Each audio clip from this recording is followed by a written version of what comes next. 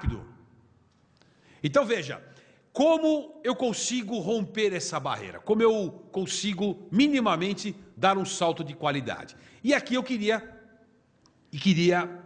fazer colocações em três esferas absolutamente diferentes e independentes entre si. A primeira no contexto administrativo. Se eu perguntar aqui para muitos de vocês o que vocês entendem por uma atividade de inteligência, não vai faltar aqui quem eventualmente levante e faça algum tipo de associação com os regimes totalitários. Arapongagem, coisa do mundo, do submundo, em que você, fruto de cabeças conspiratórias. A gente ainda vive um modelo, um ranço, que quando a gente ouve a expressão inteligência, isso causa arrepio num monte de gente. De modo a equivocadamente associar a expressão como bisbilhotice, como arapongagem ou qualquer coisa que o valha. Eu falo isso porque eu acho que na história recente nunca todos nós fomos tão bisbilhotados na vida como acontece hoje. Algumas vezes pela circunstância em que a gente se depara, de entrada de prédio, de viajar, de passar por um pedágio, etc., mas muitos por vontade própria, quando vão nas redes sociais e contam a história da vida inteira, segundo a segundo. O desejo de se ver monitorado ou visto pelos outros. Por exemplo, nas redes sociais, de uma coisa que você não tem a menor ideia de quem controla e que política de segurança é essa que te venderam, que você está acreditando que nunca nada vai acontecer ou vai ser desvirtuado. A gente vive um mundo de vigilância hoje, cada vez mais. E a tendência, pelo avanço da tecnologia, é que isso cada vez mais piore. A atividade de inteligência não é outra coisa senão dar sentido para aquilo que está espalhado. Dado sozinho o endereço, o nome, um comportamento X. O que a inteligência faz não é outra coisa senão montar um mosaico e tentar fazer daquele mosaico, ou dar àquele mosaico, um sentido sobre alguma coisa. Se eu pensar isso em matéria fiscal, quando o Estado faz esse mosaico e analisa um perfil de um contribuinte e avalia e verifica situações de anormalidade, como, por exemplo, empresa constituída há 2 anos, durante 1 ano e 10 meses não teve nenhuma movimentação. Em 2 meses, de repente, movimenta 20 milhões de reais. Ou seja, a Receita, quando olha aquilo lá e vai em cima com que propósito? Para melhorar a sua capacidade arrecadatória. Quando eu vejo o Banco Central fazendo um pente fino em relação a todos os buracos que são identificados nas mais variadas operações financeiras possíveis e imagináveis, a preocupação do Banco Central é regular melhor, para evitar evasão de divisas, por exemplo, para evitar que seja introduzido, seja internalizado dinheiro que não observe as regras e os procedimentos ali estabelecidos, faz um aperto em cima de casa de câmbio, por exemplo. Enfim, o Banco Central faz atividade de inteligência, que nada mais é do que juntar informações que são, ou dados que estão soltos, para produzir um conhecimento para ele decidir melhor, definir um foco, para onde eu vou. O que o COAF faz não é outra coisa senão uma atividade de inteligência financeira.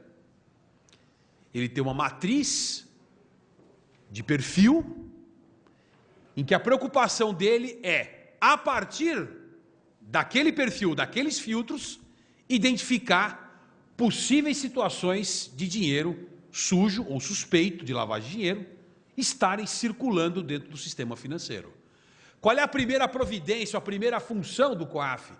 Comunicar o seu órgão central, que é o Ministério da Fazenda, a quem ele se encontra subordinado, e o órgão regulador, que é o Ministério da Fazenda, ter condições de poder controlar aquela situação que envolva, por exemplo, uma atividade de importação e exportação, criando maiores barreiras, fazendo maiores exigências.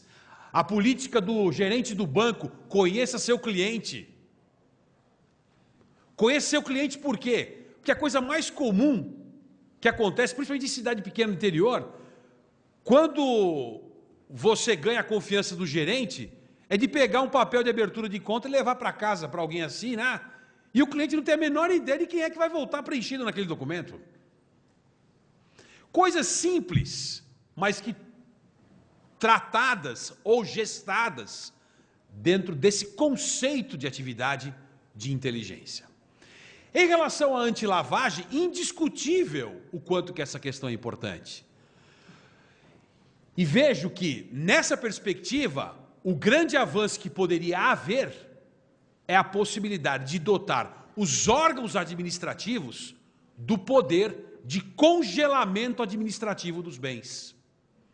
Eu não vou falar que isso viola o devido processo legal ou contraria a Constituição Federal, porque esse poder de congelamento seria previsto em lei, deveria ser regulado por lei, e eu não estaria falando em perda desses valores, eu estaria falando em congelamento desses valores. Vou dar um exemplo para vocês.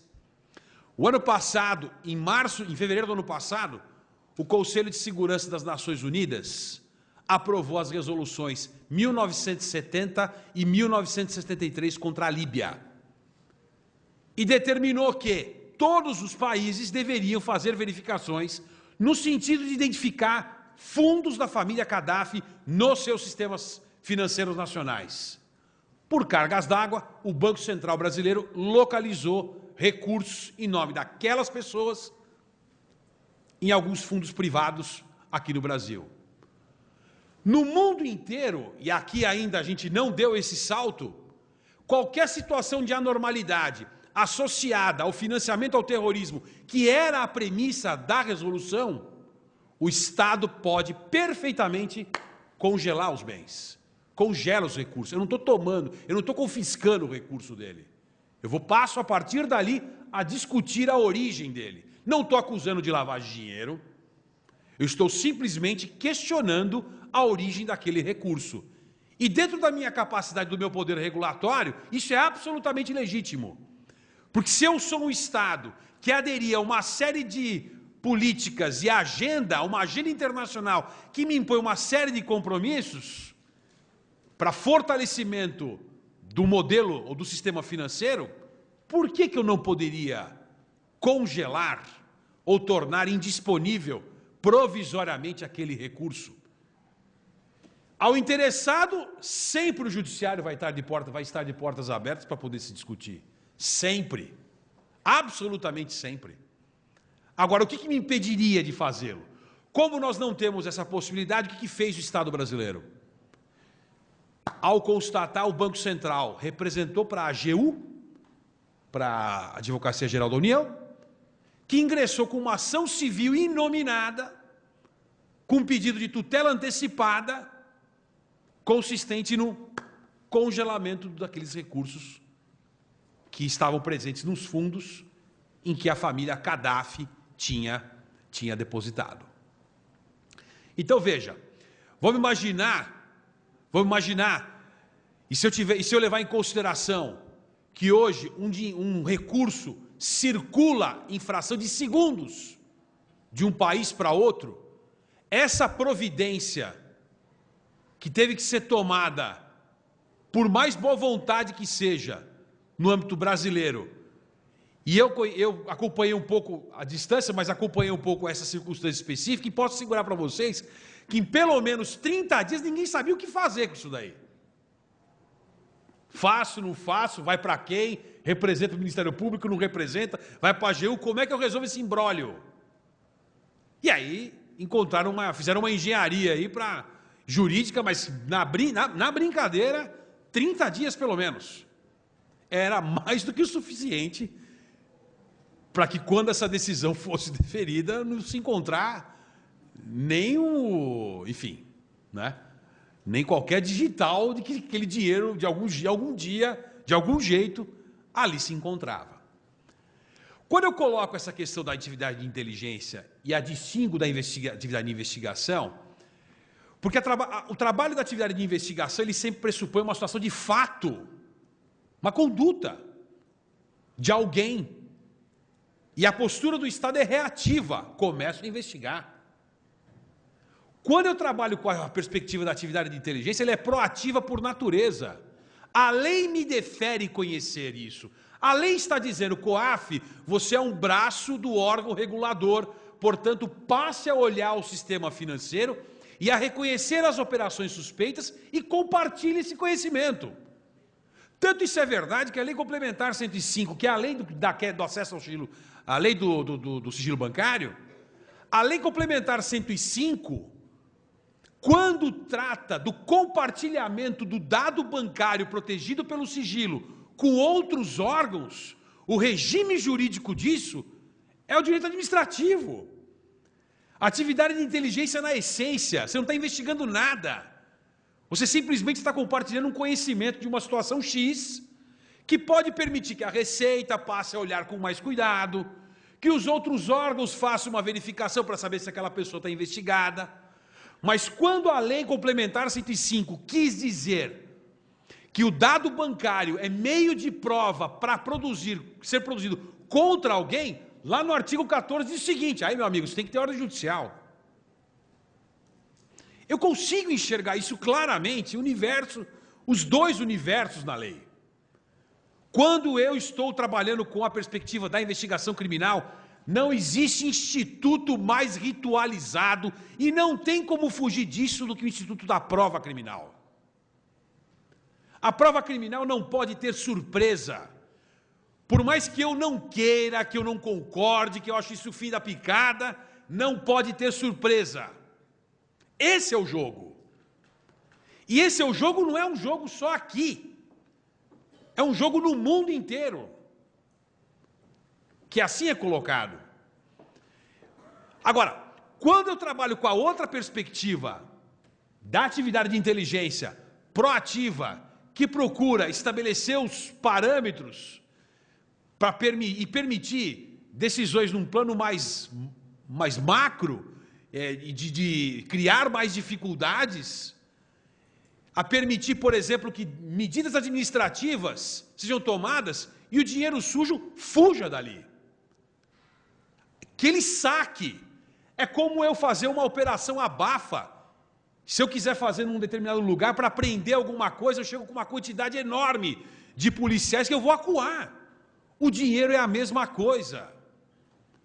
E às vezes essa atitude do Estado de acuar vale muito mais a pena, ou é muito mais exitosa do que a qualquer custo querer fazer uma investigação criminal, a qualquer custo querer prender alguém temporariamente, porque, lamentavelmente, as prisões cautelares no Brasil viraram antecipação de pena. Como a gente não confia no resultado final, prende todo mundo preventivamente ou temporariamente, porque pelo menos eu estou dando uma satisfação de que eu estou trabalhando. Isso é verdade. É lamentável, mas é verdade. Porque os valores começam a se inverter. Porque a dinâmica do olhar do Estado, nessa perspectiva, ela não existe ainda, ela não rompeu, a cultura ainda é ensimesmada, é uma cultura convencional, pouco profissional, para não dizer excessivamente amadora. O outro capítulo, eu sei que eu tenho 5 aqui, mas eu quero colocar, vou pedir aqui vou fazer como outro dia, eu estava num lugar fazendo uma exposição, e aí falou, o senhor tem 3, é uma mensagem gravada, você tem 3 minutos para terminar. Aí ele falou, você tem 1 minuto para concluir. E quando dá 1 minuto, vem um tiro. Né? Um tirozinho, então eu não quero correr esse risco, mas eu vou tentar ser o mais breve possível aqui. A outra linha de olhar que eu queria colocar para vocês se refere às consequências patrimoniais. E aqui eu me refiro especificamente à inexistência no ordenamento jurídico brasileiro de uma figura chamada ação civil de perdimento de bens. Bens de origem criminosa, o bem no nome do laranja, o bem no nome do terceiro e o bem de origem criminosa. Isso era muito comum, isso foi muito comum na Colômbia no final da década de 90, início dos anos 2000, quando o Pablo Escobar foi morto, e identificaram uma série de mansões no nome dos filhos. Se eu fosse praticar o olhar convencional das consequências no âmbito do processo criminal, extinção da punibilidade, está morto, não faço mais nada, não posso fazer mais nada. E o Estado colombiano, inspirado na Civil Forfeiture, que é uma medida americana, criou a ação, lá nos Estados Unidos eles falam ação contra a coisa, é engraçado, né? Estado de Nova York contra 10 milhões de dólares. É assim que sai publicado, é uma situação curiosa. A nossa lógica de processo é diferente, mas no fundo o princípio é o mesmo. Você parte do pressuposto de quem se encontra na posse de alguma coisa de origem criminosa está abusando do seu exercício de direito de propriedade, extrapolando, e o Estado pode ingressar com uma ação civil. E se tiver que inverter o ônus da prova, essa inversão do ônus da prova não tem nada a ver com presunção de inocência. Presunção de inocência vale e fica no âmbito do processo criminal, até porque aquele lá que você está exigindo que demonstre a licitude do bem, ele não tem nada a ver com o processo criminal, ele não é réu lá. Se eu estou agindo contra o réu, autor, coautor, partícipe, toda a minha lógica se desenvolve dentro do próprio processo penal. Ainda que eu vá na esfera civil, mas os atores são os mesmos. Nessa medida patrimonial, o ator é outro, é um ator desconhecido lá. Eu só achei a coisa. Eu consigo estabelecer o vínculo da coisa com o crime. Quem está na posse é uma outra história. E a minha ação é contra ele. Prove que o seu título é um bom título, ou que ao menos que você se encontre em situação de boa-fé. E por fim, que eu já explodi o tema aqui, antes que você me corte aqui, mas o fato é, o último ponto que eu queria tratar, no âmbito do processo penal, que eu vejo que é um outro grande desafio, mas eu coloco aqui a reflexão. O nosso processo penal, ele é extremamente romântico, porque ele acredita numa verdade ideal. A própria estrutura do judiciário em diversas instâncias sugere que quanto mais eu recorrer, mais próximo da verdade eu chego. Mais próximo da impunidade, com certeza. Da verdade eu tenho minhas sérias dúvidas. Mas o fato é, a lógica do processo brasileiro, convencionalmente falando, se orienta nessa perspectiva romântica da verdade possível. E tem uma resistência grave ainda, desconfiada, de não dar o salto de qualidade e introduzir mecanismos de justiça consensual ou de justiça negociada. Ou seja, em que a vontade dos interessados substitui a ritualidade do processo. Em matéria de lavagem de dinheiro e crime organizado, o salto de patamar, no caso brasileiro, impõe não só enxergar nessa ferramenta um avanço em termos de efetividade, porque simplifica as formas, antecipa o resultado, mas mais do que isso, tem que haver um mecanismo de contrapartidas claro.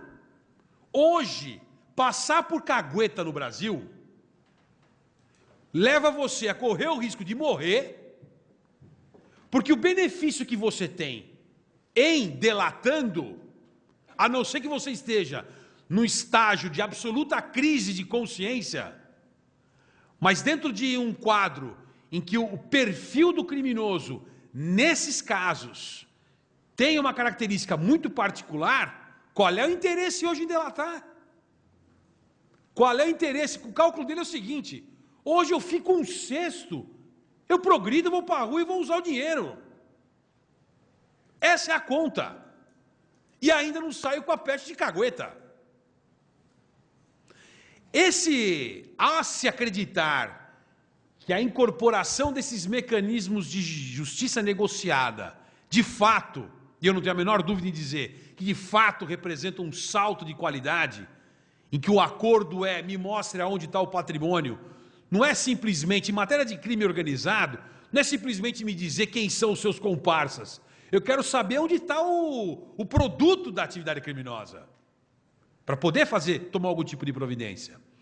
A se avançar para esse mecanismo, que se procure pautar adequadamente, de contrapartidas minimamente razoáveis, a estimular que os destinatários desses acordos se sintam absolutamente seguros de que vale a pena, de que existe utilidade para ele também. O custo-benefício é bom para o Estado, mas principalmente para quem vai colaborar. Eu sei que eu já extrapolei, mas eu queria deixar uma última mensagem aqui, antes da gente partir para as perguntas, enfim, para os debates que vão se suceder.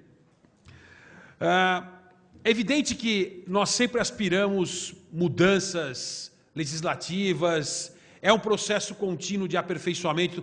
Eu não tenho a menor dúvida que hoje nós estamos melhor do que ontem, absolutamente. Esse caso do mensalão está virando uma página na história do Brasil. O descrédito está cedendo a uma situação serena, consolidada, de algo diferente, pelo menos em relação ao crime de lavagem de dinheiro. Eu não tenho a menor dúvida em relação aos crimes econômicos e às responsabilidades dos dirigentes das instituições. Aquele que nunca coloca a mão, como se fosse o mandante do homicídio, o que não faz o trabalho sujo. Essa mudança de paradigma, claro, ela impulsiona o tempo inteiro uma preocupação de fazer ou de buscar avanços legislativos. Mas mais do que isso, no contexto dessas investigações ou desses trabalhos que tem essa configuração interdisciplinar, mais do que qualquer coisa, o que é indispensável são as instituições romperem o seu isolamento e acreditarem na sua capacidade de articulação e coordenação recíprocos. Caso contrário, se avança muito pouco, porque eu posso ter a melhor lei do mundo, se eu tiver o pior aplicador aqui, não vai resolver absolutamente nada. Mas o fato é, quando a gente traz essa discussão e essa preocupação, não para chegar aqui e pura e simplesmente ficar ditando um monte de regra para vocês, mas para provocar cada um no seu íntimo um olhar crítico sobre o que se passa e em que posição você se encontra nesse quadrado. Porque todos nós fazemos parte desse mosaico, todos, de formas variadas, e todo mundo aspirando coisas diferentes. Mas a grande questão que se coloca é exatamente essa manutenção e essa persistência de cada vez mais fazer com que o nosso modelo, e principalmente no contexto do sistema de justiça criminal, que precisa se modernizar cada vez mais, precisa romper com o seu romantismo, a visão romântica de processo, e passar a se preocupar muito mais com os resultados que efetivamente vem produzindo nos últimos tempos. Obrigado pela atenção de vocês, desculpem ter extrapolado o tempo. Agradecemos ao doutor Fábio Bechara pela brilhante palestra. E para as considerações finais desse painel, passa a palavra ao presidente de mesa, doutor Otávio Paulo Neto, e em seguida ao mediador, professor Eduardo Cavalcante. Como bem colocou o professor Bechara, nós temos que ter essa mentalidade de que os âmbitos da privacidade e da intimidade face à sociedade de informação são bem mais largos, mas também bem mais prescrutáveis. Então a gente tem que ter a compreensão e também tem que ter em mente qual o limite da nossa privacidade e se vale a pena realmente impor limite à nossa privacidade em face ao necessário controle que a sociedade deve ter para evitar determinadas condutas criminosas. Nesse contexto, vocês vão ter agora, posteriormente, a palestra do Dr. Sobral, um especialista em combate a crimes cibernéticos, que eu também trago ao contexto a necessidade da o Marco Civil da Internet, que vai tratar sobre esse assunto. A gente também está agora sobre a questão da Lei de Acesso à Informação. E tudo isso posto num caldeirão traz uma solução bem interessante na prevenção da lavagem. Então, nós temos que descurar esse ranço com a inteligência e evoluir para a possibilidade de se ter o maior controle. e acabar com essa falsa premissa de que inteligência é coisa de repressão, é coisa de arapongagem. Hoje, na verdade, evoluiu-se a temática para a gestão do conhecimento. O maior ativo que uma corporação ou instituição pode ter é o ativo informacional. E se o Estado brasileiro, em tese, bem dominar esse ativo e controlar esse ativo, ele vai certamente ter sucesso na repressão ao crime organizado. Por quê? Porque, em razão da fungibilidade que é inerente a qualquer organização criminosa, necessariamente a asfixia financeira é o instrumento mais eficaz no seu combate. E a asfixia financeira se dá através do efetivo combate com os instrumentos inerentes à lavagem de dinheiro. Então, é nesse contexto, só para pontuar, dizer que a gente só pode caminhar se a gente se descurar desses ranços e deixar de ser idealista e visionário e pensar na realidade. A intimidade é importante, a privacidade também o é, mas também só se vive em sociedade se a gente se despir um pouco de determinados patrimônios ou propriedades. Eu passo a palavra agora ao doutor Eduardo para suas considerações. Boa tarde a todos. Professor Bechara, brilhante palestra, muito esclarecedora, e fiquei muito honrado e aproveito para agradecer ao convite, né, feito pelo doutor Fabiano, professor Fabiano, o professor Donato, e fiquei muito envaidecido. Aqui do meu lado, amigo já de longas datas, né, o professor, né, Otávio. Geralmente estamos em lados opostos, né? Doutor Otávio, o professor Otávio, ele coordena aqui o GAECO, né, o Grupo de Combate ao Crime Organizado, e eu, na qualidade de advogado, né, e muitas vezes estamos ali, mas em lados opostos, mas sempre travando um bom combate. E eu fico muito feliz que o Ministério Público aqui da Paraíba tenha um representante, não é porque está do meu lado, mas uma pessoa que estuda, uma pessoa que busca o conhecimento. Isso, sem sombra de dúvidas, é de se ressaltar. E, com relação ao que foi dito, professor Bechara, eu concordo plenamente. Eu fico sempre muito preocupado, e inclusive na qualidade de advogado, em que, primeiro, como conciliar essas medidas que se buscam mais eficientes, né,